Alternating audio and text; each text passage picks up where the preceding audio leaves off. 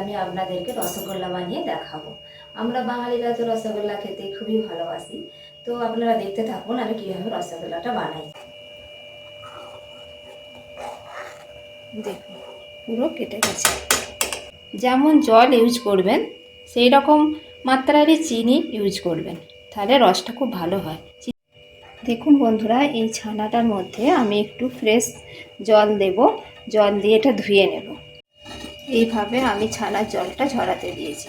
তো এই রকম থাসতে থাসতে যখন দেখবেন যে আপনার প্লেটের মধ্যে লাগছে না, সুন্দরভাবে থাসা হয়ে গেছে, তখন বুঝবেন কি এটা এবার রসগোল্লা আপনি বানাতে পারেন, ফেটে যাবে না।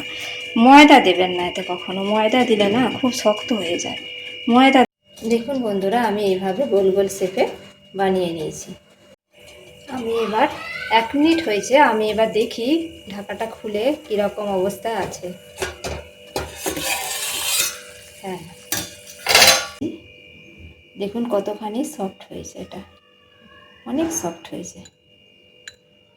রসগোল্লা বেশিক্ষণ আপনারা রসের মধ্যে দিয়ে বেশিক্ষণ ফোটাবেন না, যত ফোটাবেন তত রসগোল্লাটা শক্ত হয়ে যাবে। রসে দেওয়ার পর 2 মিনিট ফোটালেই যথেষ্ট।